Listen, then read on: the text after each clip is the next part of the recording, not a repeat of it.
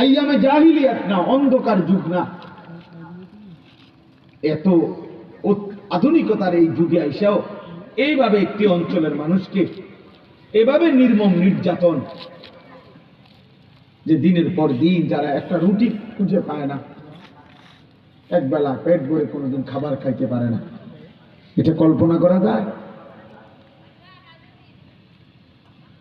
পত্রিকা আসছে বেটা, গাজার একটা ছেলে 12 কিলোমিটার এতিম বাচ্চা পায়ে হেঁটে গেছে একটা রুটির জন্য। 12 কিলোমিটার পায়ে হেঁটে যখন একটা রুটি নিচে হাতে, এই সময়ে তাদের এই বেঈমানদের বুলেটের আঘাতে এতিম সন্তান বুকটা ঝাঁঝরা হয়ে গেছে। রুটি হাতেই সে শহীদ হয়ে গেছে, রুটিটা আর খাইতে পারে। তাইলে আমাদের আল্লাহ ছাড়া কেউ না।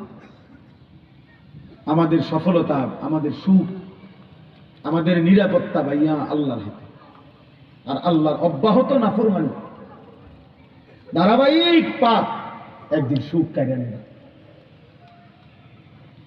মনে রাখো ছেলেরা, তোমাকে দাদা হয়তো কবরে যাবে না, তুমি মনে করো না তোমার দাদায় কষ্ট পাইবে তোমার কারণে। কারণ তোমার দাদার যে বয়স, তোমার বাপের যে বয়স, তারা তোমার আগে কবরে চলে যাবে। কিন্তু তোমার এই অসভ্যতা, তোমাদের এই 14, 16, 18, 20, 22 বছরের ছেলেরা তোমরা যা করতেছ, এর খেসারত, এর প্রায়শ্চিত্ত তোমরা দুনিয়া দিতে হবে। মনে রেখো,